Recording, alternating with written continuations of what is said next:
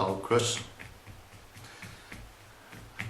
No dad should have to do this to talk to his son by remote control, but I feel it's the only way I can do it. Now, I know your first reaction as soon as you see my face on the screen, you'll be reaching for your remote control round about now, I would think. And I wouldn't blame you, I don't suppose. I think I'm likely to say things that you probably won't want to hear. Not in words anyway. Things that you already know to be the case. So I wouldn't be surprised if you switch this off and throw the recording medium in the bin. And the reason I think you'll do that is because I don't think you'll have the fortitude to listen to this all the way through, even though it's very important. And it's important to me because it's driving me crackers. What's happened over the past few years has been inexplicable by any standards. I've never set out to do you any harm, and neither has your mum. I'm sure you must understand that that's entirely true. I put my shoulder to the wheel for you, and so has your mum. And we've ended up in terrible straits, nevertheless. Principally, I think, on your mother's part. Sorry, you don't like me saying mother. You've given me lectures about that before today. Mum, Helen, my wife, my girlfriend. I've known Helen since she was 15 years old. We've been married 40 odd years. I always forget. I get told off for forgetting. I think it's 44. Doesn't matter. It's many more than you've managed up to now.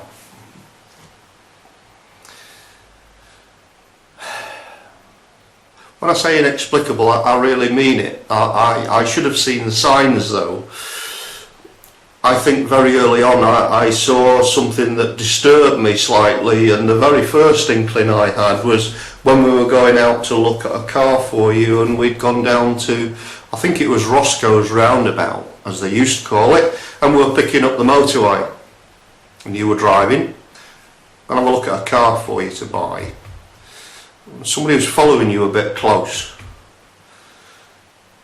and you were stamping on the brakes. You scared me to death.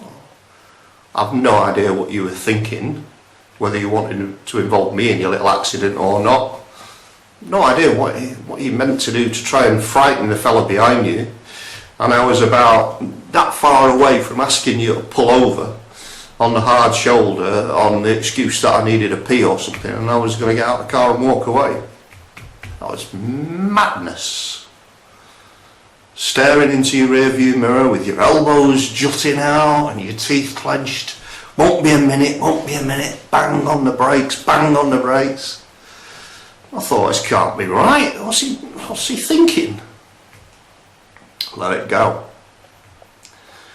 And then the second thing that really worried me, and this is something that you've taken the mickey about,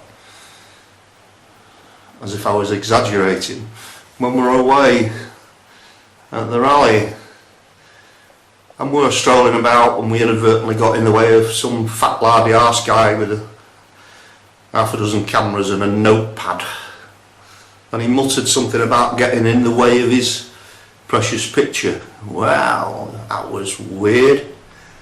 You'd got your rolled up programme or something in your right hand, and you threw it on the grass, and your teeth clenched and your fists. I remember you had your arms stuck out behind you like a penguin, and you put your face in the skies, demanding to know what he said. What did you say? What did you say? And this poor guy's looking sideways, not knowing what to do with himself, and his pals standing round him, a fat, lardy arse, harmless old fart. And you were talking to him like some out of control thug.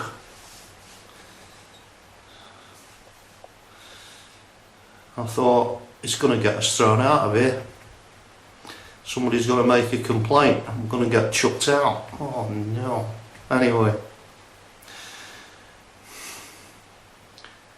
You finally left him alone and picked your programme up, and we walked off. It had me thinking, what on earth's going on in this guy's head? What on earth's going on?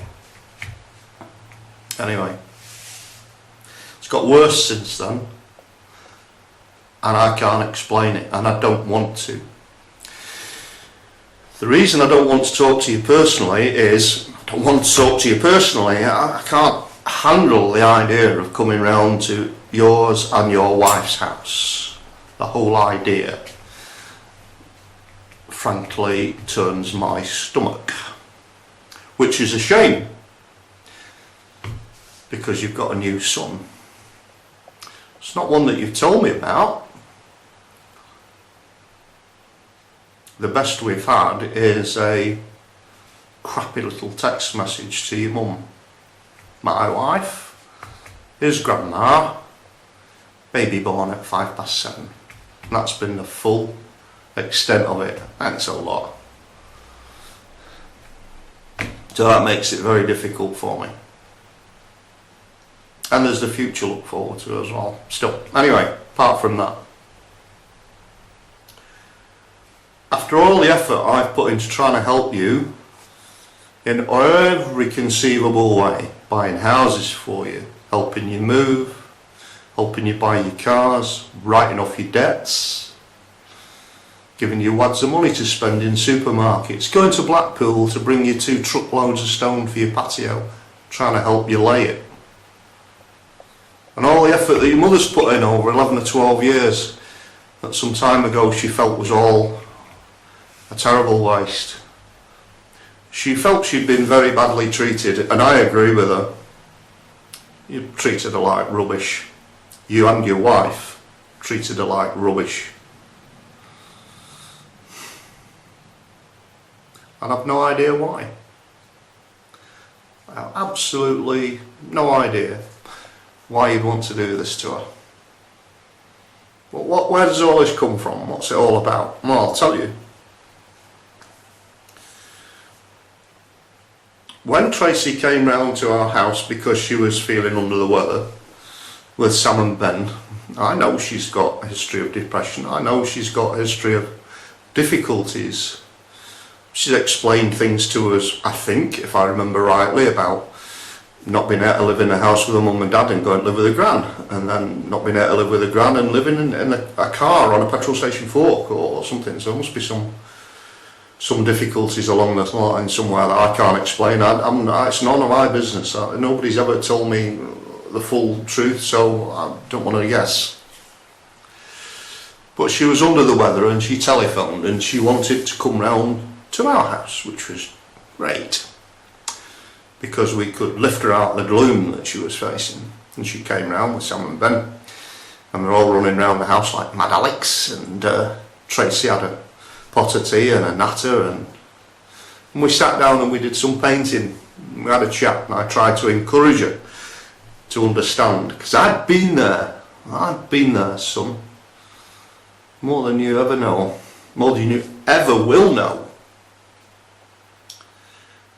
And I've tried to encourage her to understand that just because the black dogs come chasing you, just because the gloom is settling in, try and find a way, distracting yourself, get some help.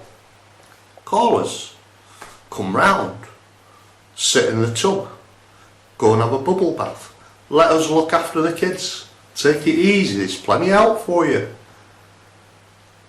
I've tried to get her to understand that she wasn't on her own in all this. You were working 50 miles away, you might not be able to help if she got serious difficulties.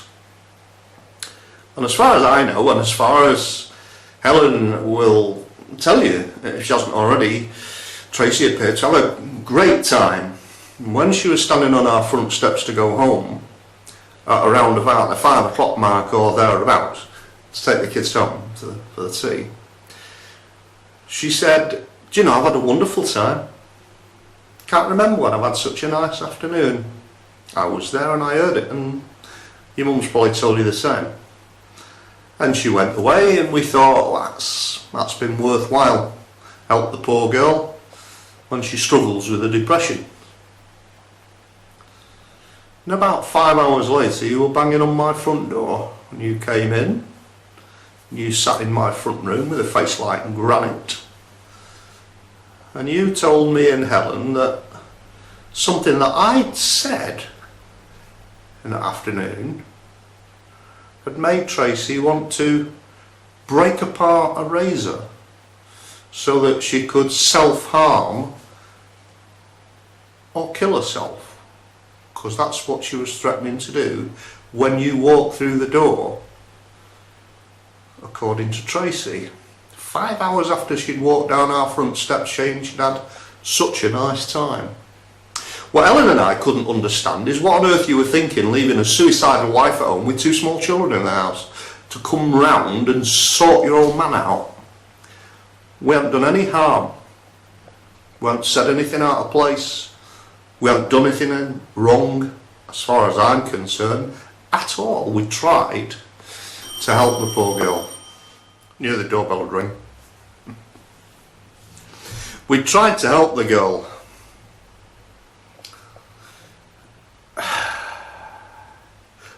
Apparently I'm supposed to have said something to the effect that you're not depressed, Tracy, you just need to pull yourself together. Nonsense. Would never have said it, and it took weeks for Tracy to finally admit. It took weeks for Tracy to finally admit that actually she might have misinterpreted some of the comments. So you've got a wife that threatens self-harm and suicide based on a fallacy, something that she thinks somebody may have said. It didn't stop there though, and because it didn't stop there, you saw me in a state that no son should ever see his dad. When Kim was moving into Goscote Lane in Walsall, they'd got some things left up here to take down, and I wanted Helen to be able to drive the pickup or anything down the motorway to Walsall on her own in case I was busy, so that she could go whenever she wanted without having to rely on me driving. We got the pickup loaded up, we got ready to go. It was middle to late afternoon. We were standing on the steps and we're just about to lock the door, and Helen's got the sat-nav in her hand and she's anxious. She's driving down the motorway in a pickup with a load on the back, but she's going to have to get used to it because that's what you've got to do when you're grown up. And Helen's mobile rang and it was Tracy, and Tracy said, "Sam's got his school uniform on. I wonder if Helen wants to come round and see him, because that's what he'd like, in his new school uniform." And Helen was very apologetic, standing on the steps with my pickup key in her hand, and she said, "Well, I would, Tracy, but we're just about to go down to see Kim with the, and I'm really, but I'll tell you what to do. Best thing is, take a picture of him on your mobile phone, send it to mine. And when I get to Kim's and I've stopped shaking and I've had a cup of tea, I'll phone him, as long as it's not after his bedtime, obviously, and I'll tell him how smashing he looks." I heard her say all this. And she rang off the phone, and that was the agreement. That was fine. And the most sensible thing to do. We wanted to avoid the rush hour on M6. It's going to be bad enough for your mum as it was. We never got that picture.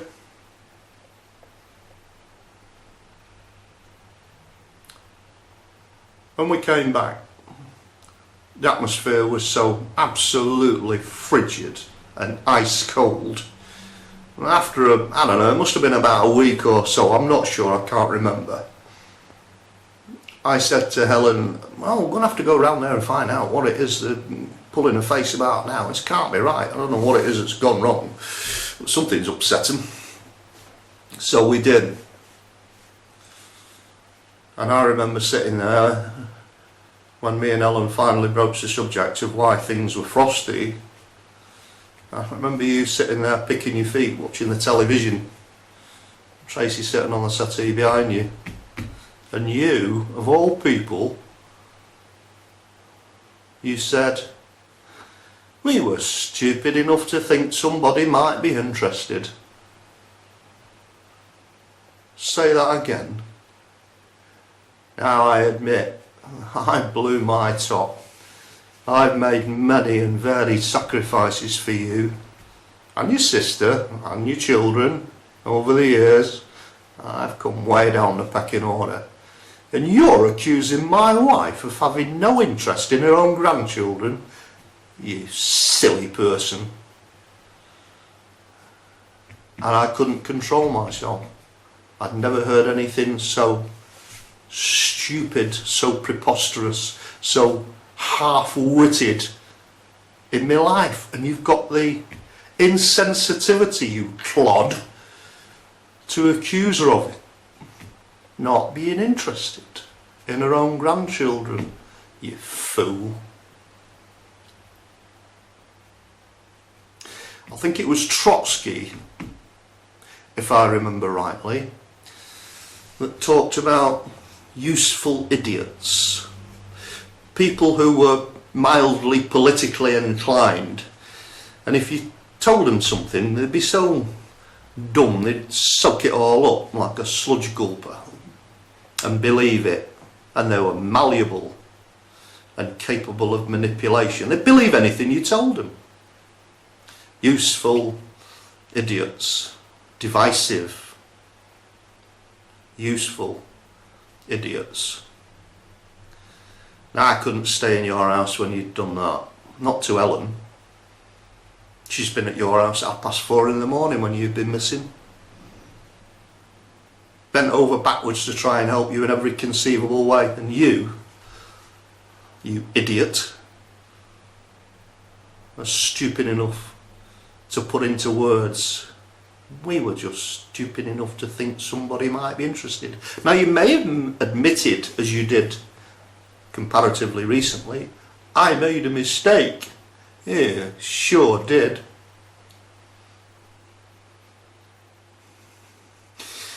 The fact that I blew up is immensely regrettable, and I know it frightened the kids, but I couldn't contain myself. And that's very sad. Not because I upset you, but I frightened the children, and it would have been much better if I hadn't done that. But I was out of control. I've never felt like that in my life. The red mist came down. But it wasn't the end of it, was it?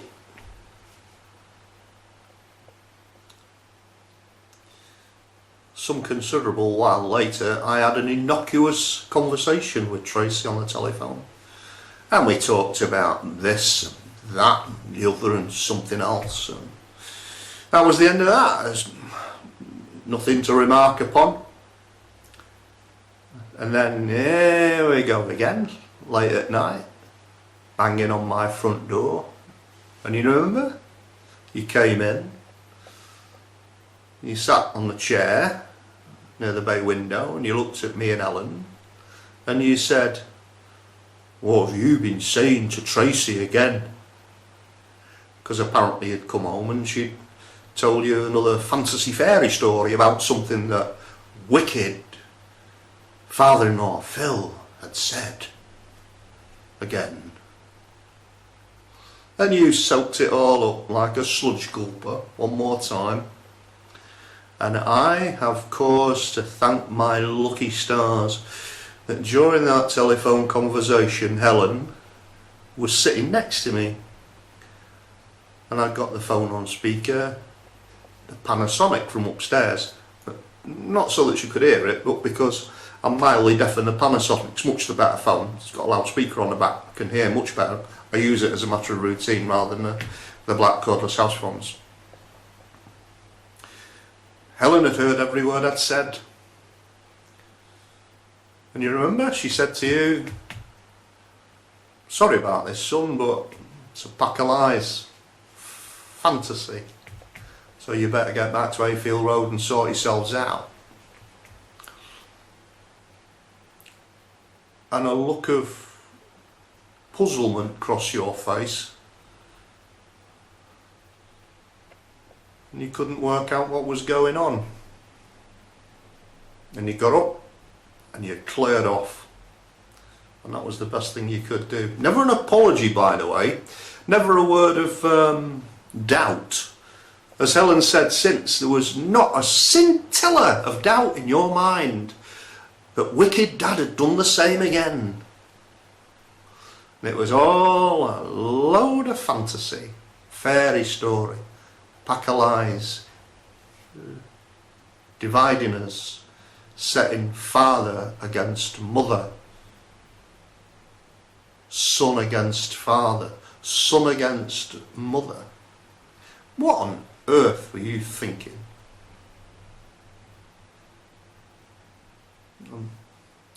Still, that wasn't the end of it, was it?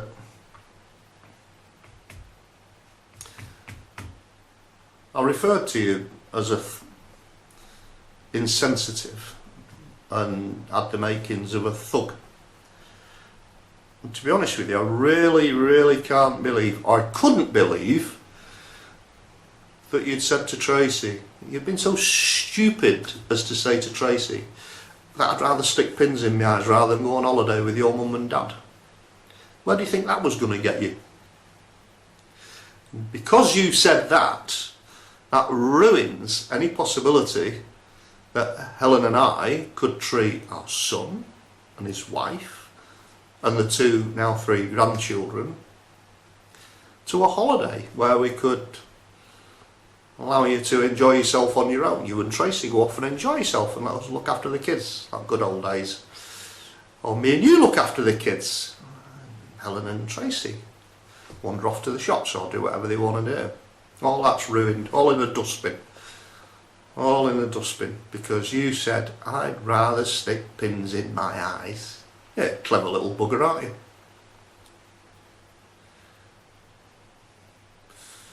But it gets worse. We'd known for a while that Helen was looming with an illness and difficulty. She'd had contact from the hospital talking about her scans being suspect, and I'm going to have another look. And that only means one thing. I knew I was going to have to tell you and Tracy that because of the way that Helen felt about the way she'd been mistreated over the past 11 or 12 years, and I agree with her, she has been treated very badly over the last 11 or 12. Not her, not just her by the way, me as well, but I'm made of stern stuff, so pragmatic about it. That's the way you want to be, that's the way you want to be. Sad, but there it is.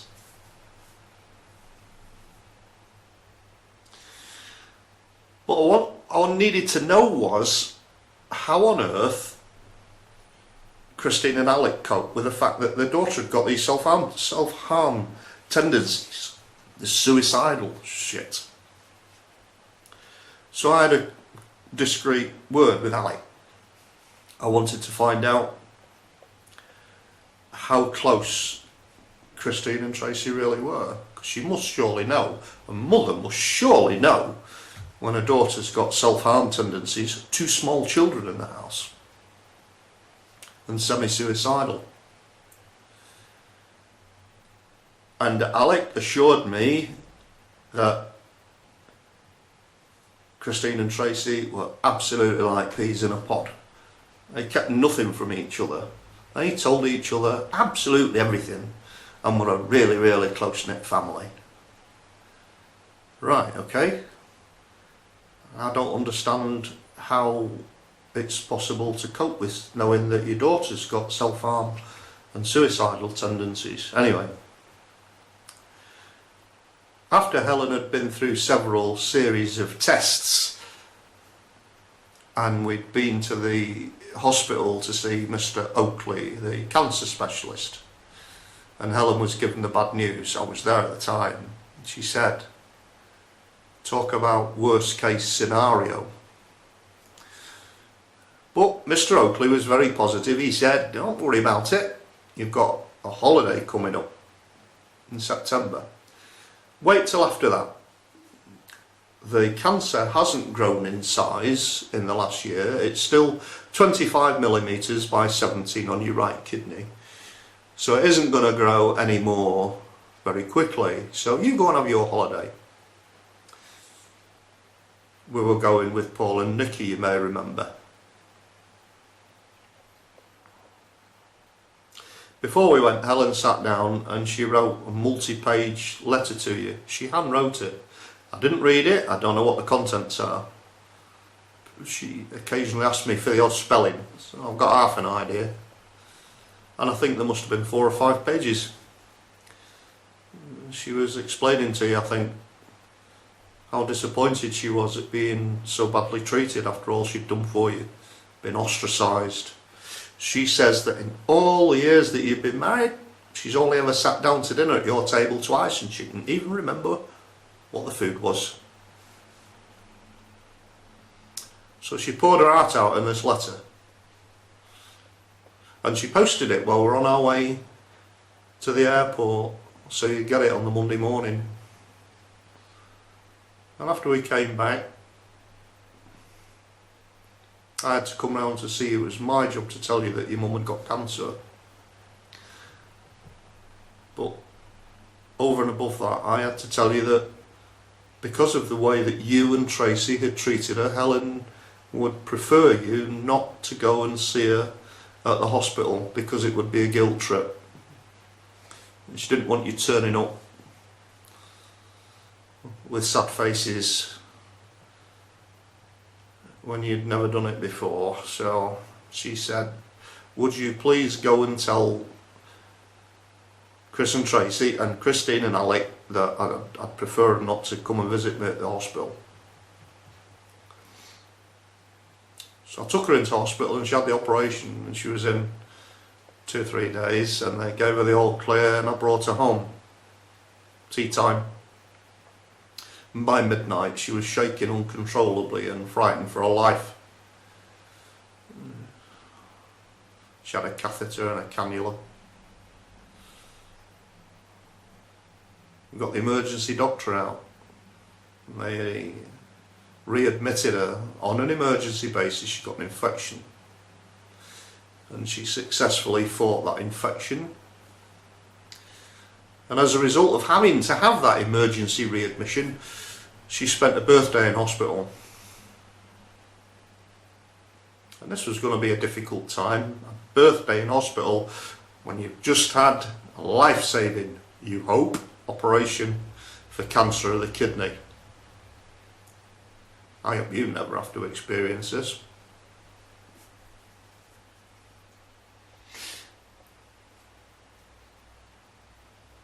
Helen did not really want to see you at the hospital for reasons that I've already outlined. But you wanted to bring birthday presents. And you spoke to me on the Friday evening, I think, if I remember rightly. I was in the house on my own, obviously Helen was in hospital. And you were telling me that you wanted to go the next day. And I said, well, it's too late, mate. Screwed up. Major screw up. It's too late. It's not a birthday tomorrow.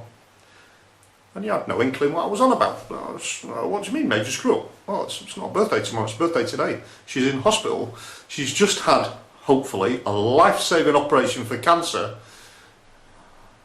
And you've missed a birthday. And you think it's alright to go on a Saturday. Well, let me ask you this. You wait till it's Tracy's birthday next time. 40th's coming up. Forget the day itself and give her a card and presents the next day. And see how you get away with it. You wouldn't do it to your wife, but you did it to mine. I had no clue what I was talking about. What do you mean? Major screw up. So on the Saturday you came to the hospital while I was there on my own. And you walked in with your colourful bag of presents and I said, oh hi, I'll go and get another chair. By the time I came back and put the chair down, you were sitting very close to your mum. Your mum was sitting in a chair by the side of the bed.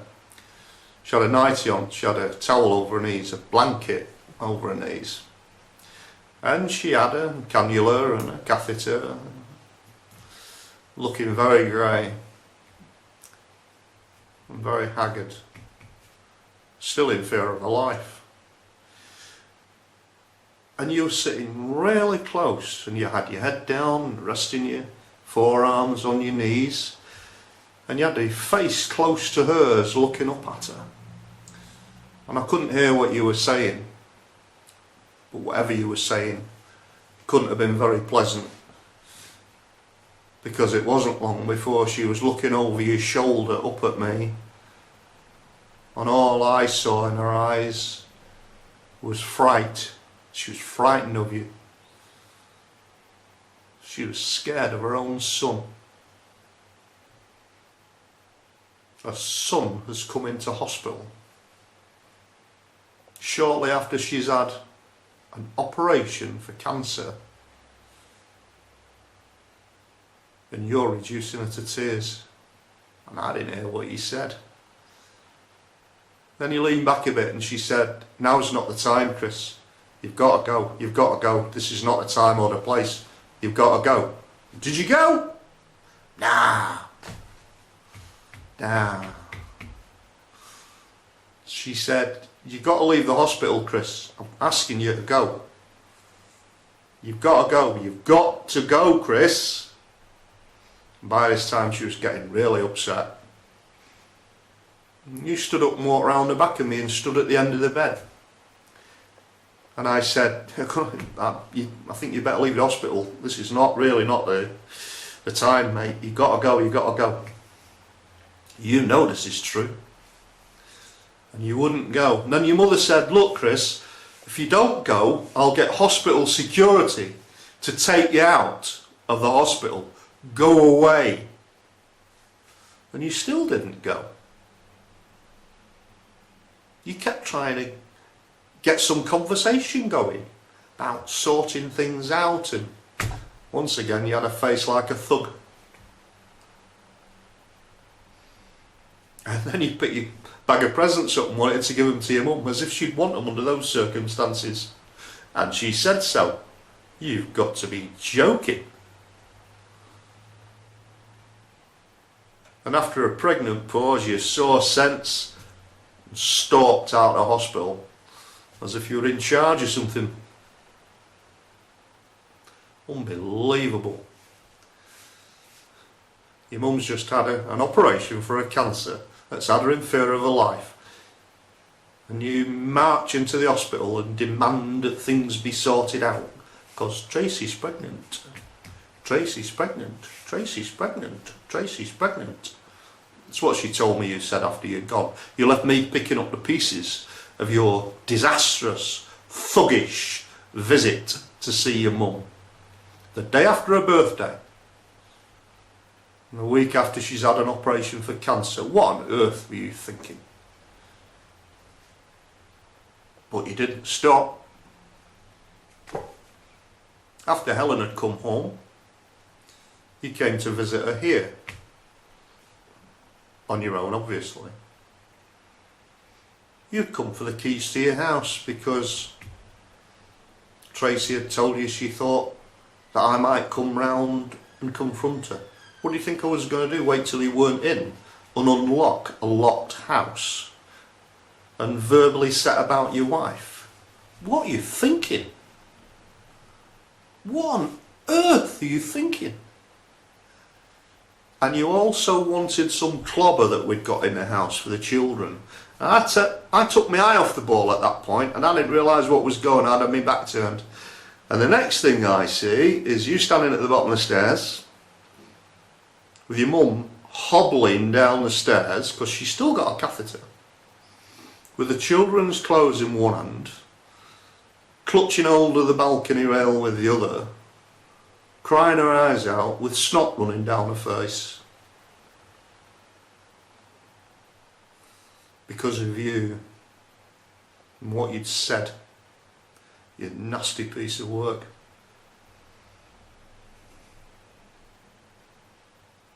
Just come home, recovering from a cancer operation, and you come round here like some bouncer in a nightclub doorway demanding your rights. And then you threaten me and put your face close to mine. "Don't push me, Dad, don't push me, Dad." Just like you did with the guy at the airfield. And you think you've got a little ace in the hole tucked up your sleeve somewhere. because of your conviction that your mum isn't the only person on the planet Earth I've had sex with. Ooh, scary. You've protected your mother from nothing. Feel free to have whatever discussions and exchanges of views you want with her, and I'm sure she'll put you right. Not that it's any of your business, or ever will be, just as much as your business is no business of mine. I don't want to know about you phoning sex lines late at night. What's that got to do with me? I'm not interested in what Alec got up to, who he was living with, who he was sleeping with when he was working away from home. What's that got to do with me? No interest. No interest. Not my business. Don't want to know. Private lives. Anyway, you cleared off, and that was the end of that. But it's not only me that can't understand all this. Your sister can't understand it either. Before all this blew up, Kim came to me and she said, Al, I don't know where I want to get married.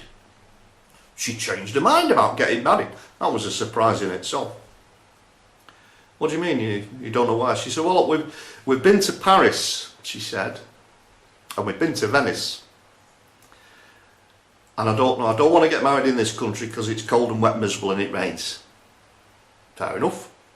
So I'm not advising you. There's no way I'm advising you because I know what'll happen. We'll have all the clever clogs know-all saying, she's only doing this because her dad, because she's only doing this, I'll tell you, it's Phil that's behind all this, it's him that's dictating it, just like people talk about me dictating terms to Ellen, which is another load of codswallop, as she'll tell you. I think she already has, put you right. Said, I don't want to know, Kim, I'm not going to tell you, you make your mind up. She says, well, Paris is going to be too expensive, I think. But we really, really like Venice when we saw it, and you know it, you might be able to help us. Here we go. Alright then. So we went to have a look, to see if it was possible. And we found the civil wedding office could do this for people. And it wasn't at all dear. It's actually cheaper than it is here. And we had a good look around Venice and we had a laugh. The only problem was, there was going to be a problem looming. Because Tracy had already told me when she knew we were going to Venice to have a look, I don't do boats. Right, okay. Well, we've got 18 months to sort this situation out. When Kim and Neil made their mind up that they wanted it to be Venice, I thought I need to be able to make this possible. Because we don't want you and Tracy and the kids to miss this. I don't think Alec and Christine would come anyway, but we don't want you to miss it. Can't miss your sister's wedding. We wouldn't want the children of Tracy to miss your sister's wedding either. So I thought I need to have a discreet word with Chris about this because we've got 18 months to sort this out. However we do it, we can either try and encourage her to get used to a putt-putt boat on the canal, which is all it amounts to. I know Tracy was upset, I think it was a trip over to the Capri Island on a hydrofoil when it was choppy. I'm not surprised that put anybody off. But a putt-putt boat on a canal is what we're talking. I thought there might be a chance. And asked you to come round and see me. And as I explained to you, this is what Kim wants to do. Right? It's entirely her choice. I'll help her, but it's her choice. And you said, oh, it's between a rock and a hard place now, he said, because Tracy won't get on boats. I said, yeah, I know, but, you know, alright, you've got to do a lot of walking. I don't know how well she can walk. Now, she had a bad knee. Still has, probably. But we've got 18 months, and if it's a matter of a few bob, I'm quite happy to help you. So you went home, and that was the last I heard of it. And weeks later, Kim's talking to her mum. She says, I'm not sure what's going on here. I keep sending Chris text messages saying, have you made your mind up yet? Are you coming or what are you doing? Didn't hear a dicky bird. He didn't even have the decency to go back to her about it. You hid under a rock somewhere I don't know why, but you hid under a rock. So Helen said, oh, don't mind with Chris, you know, you'll waste your time trying to get a reply out of Chris. Go to Tracy and see what Tracy says. And Tracy told Kim, it's no problem as far as I'm concerned, just because I can't go, it's nothing to stop Chris going. I don't know if this is true or not, I'm not interested whether it is or not. It seems a shame that she wouldn't pitch in and back you up, but as you've explained to me, modern marriages are different than they were in your day, Dad. But I can understand that. What I couldn't understand is why you didn't have the gumption to go back to your sister and explain it properly like a grown-up.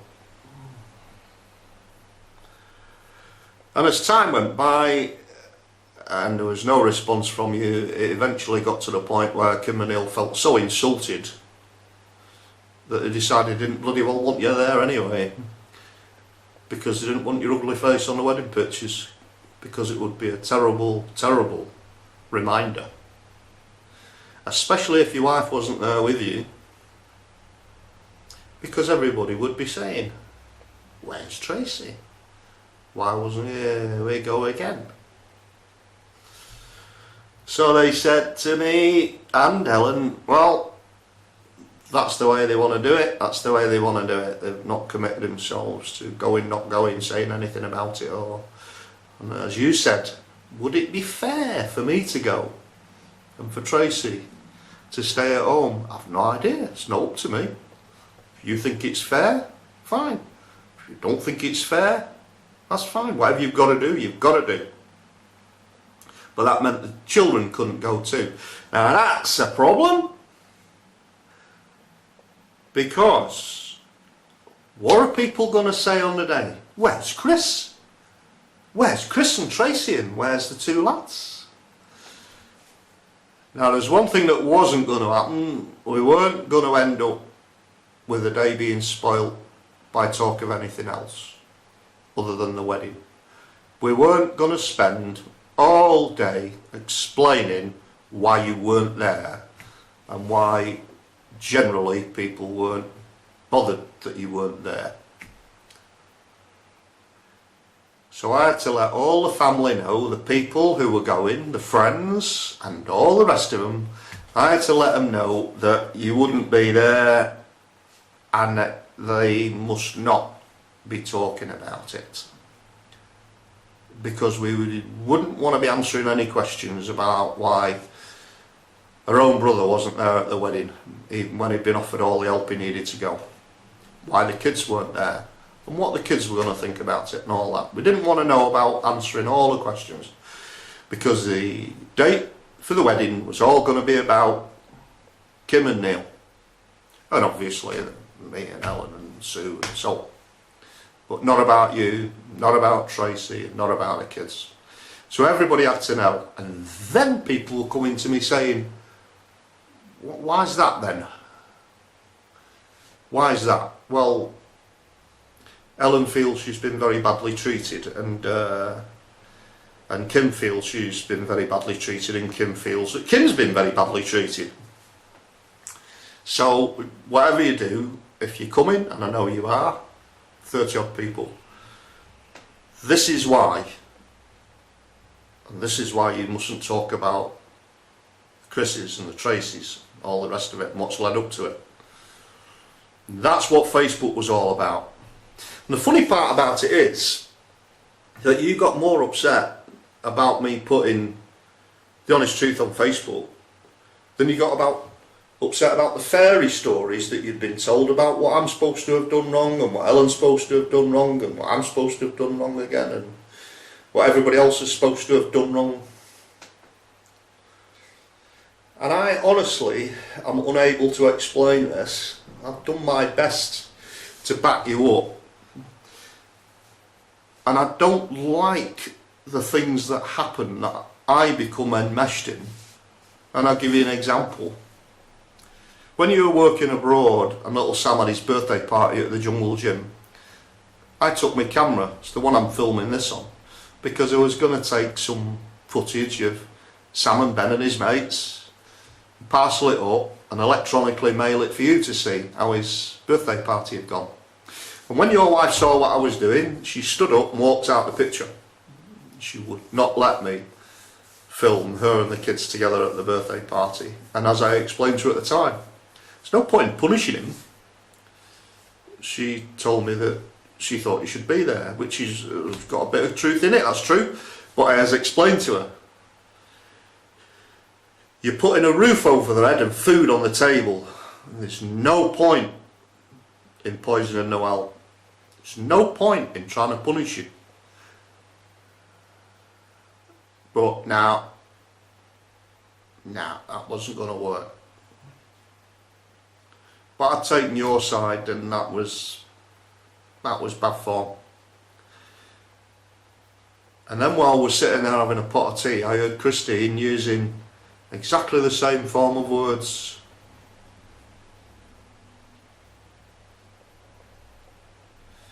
You should be here. Sometimes you can't. And this is where the remark about people sometimes go away to work and die. They go away to work, like in the army, and they come home without arms and legs. They go abroad to work. At least you'd be coming home intact with a few bob. Anyway, that's what Facebook was all about.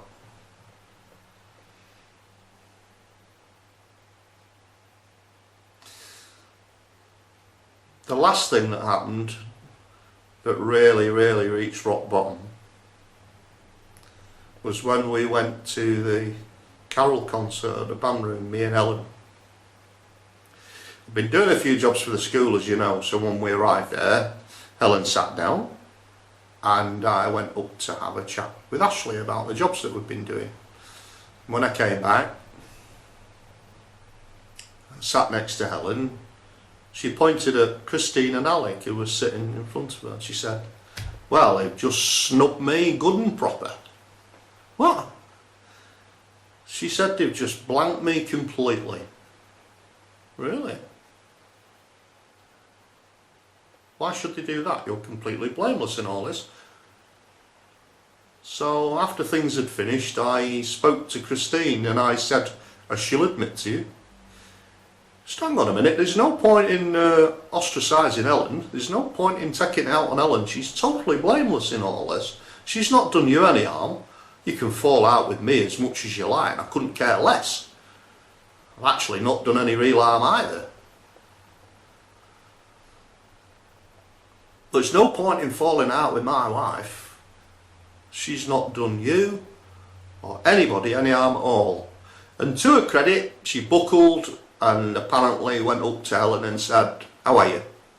And she told her that she was on the mend. And then she walked back down to where you'd been stood at the back of the hall, followed by Alec. And I attempted to speak to Alec and he blanked me.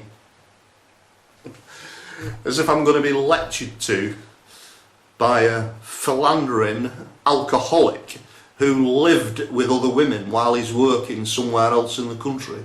Really? Right. Somebody who has his front door kicked in by his son and has never spoken about it from that day to this. It's none of my business, that. I don't want to know.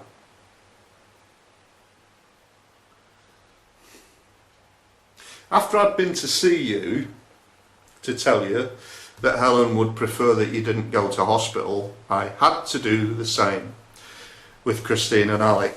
Helen had asked me to do this. So after I'd finished at your house, as I told you at the time, I went round to see Christine and Alec and I explained to them, you're going to know sooner or later, but Helen has said that she'd prefer that Chris and Tracy didn't go to hospital because of what you must know historically has happened between us about these strange goings on. And to my absolute astonishment, Christine didn't know anything about it. She didn't know her own daughter was threatening self-harm. She didn't know her own daughter had threatened suicide. She knew nothing about it at all. So she quizzed me about it. And I had to be careful how much I told her. And she accused me of slagging her daughter off. Till it got to the bit where I had to actually say, well, sorry about this, but Ellen was sitting next to me at the time. She heard the conversation on the telephone and can assure you that all this that Chris had been told was a complete flight of fantasy. A fairy story. We don't know why. Alec accused me of enjoying telling him this. I'm not quite sure what sort of grade A, copper-bottomed, brass-bound idiot he is. But a week previous, when I'd been in Cattolica on the 4th floor of the hotel, I think it was, I'm looking over the balcony thinking, oh, wouldn't it be so easy not to have to go back and tell anybody about this?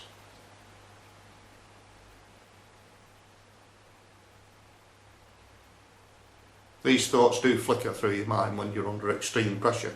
Not that you do anything about it if you've got any sense, because it's a permanent solution to hopefully what will be a temporary problem. So he fell out with me then, and it brought to mind what he'd said to me when I'd been speaking to him on the telephone. I'd phoned him and said, can I have half an hour of your time somewhere, Alec? I'll buy you coffee. I need to suss out how you cope with, you know, the way things are. And I said, you know, things seem to be a bit. And he said, well, I'm not surprised it's like this, the way things are between them, he says. Gossip, hearsay, bullshit, not interested. Said, I'll give you a ring. Yeah, okay. So I did. I phoned him back. And he fobbed me off. He said, I said, hang on, I just put you off. No, nobody. Oh, God, I can sniff bullshit from yards away. Alec, be honest with me. Who's warned you off? Who's warned you off? Auntie Lynn. Auntie Lynn's told me not to talk to you. The last time I talked to you, I had my balls chewed off. I wondered where they'd gone. So I can't talk to you. I said, alright, well, look, Ellen's ill, right? And it's serious. And we really need to talk about this. There's no reason for you and me to fall out. So we had a brief conversation that came to nothing, but that was the end of it. But it did tell me something. Alec's not his own man. Alec does what he's told. Alec stands there and puts up with being told he's stupid in front of everybody, friends and family. No wonder he turned to drink. Must be a very weak man. Anyway, today is Tuesday, the first Tuesday after Valentine's Day. I can't come to your house to see your new grandson. You've not told me about him anyway, as I've already said. And I'm certainly not about to walk through your front door. There's too many bad memories. So I don't know when I'll see him. It may be at the christening. Now, in spite of the fact that I disapprove of you and Tracy standing in a church, having a christening done when part of the Christian tenet is honour thy mother and thou shalt not bear false witness. I'm not going to say anything. I won't make a fuss. I won't make a scene. I'll behave myself entirely. I wouldn't dream of spoiling the little lad's day. It's not his fault you've turned into an insensitive thug. Which is what I think, by the way. It's going to be difficult that day and any function that I come to after. But I'm not going to hide. I've done nothing to be ashamed of. Apart from telling the friends and family how despicable to your mother you've been on Facebook. I've done you no harm. I haven't made up fairy stories and dreamt up packs of lies and nonsense to divide one member of family from another.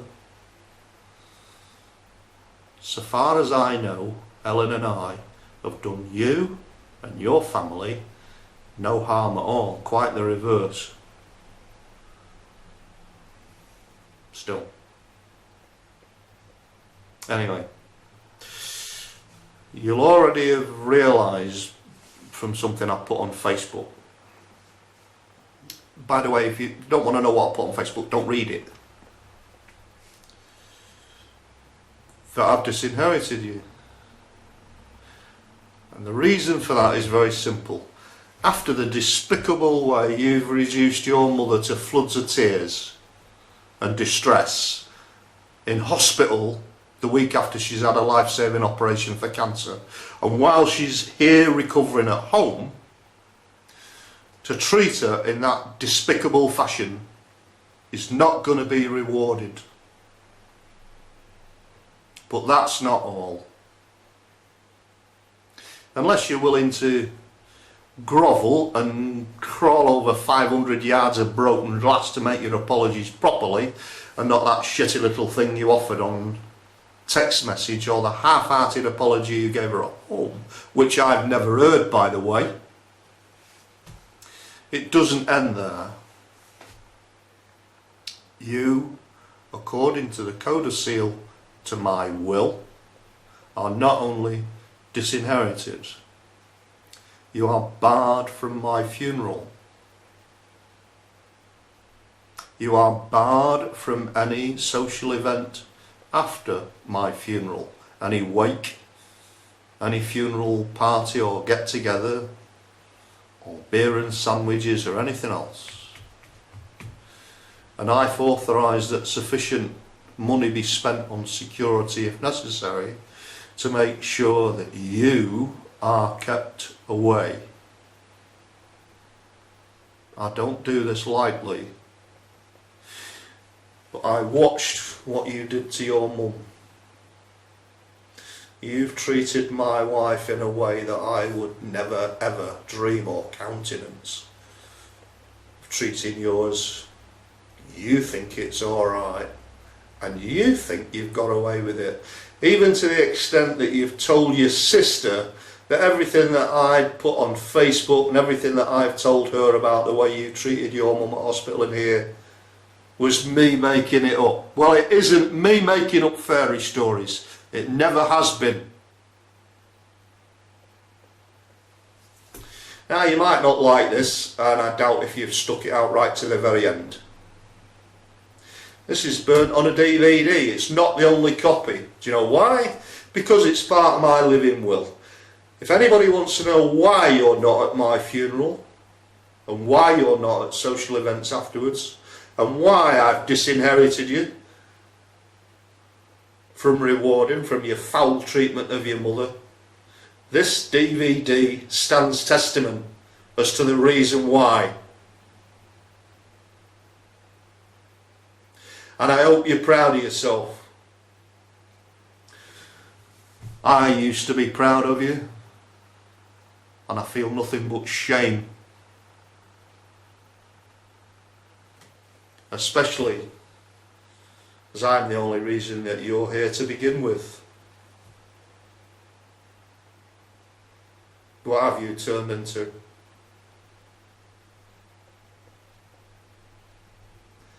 Heaven only knows.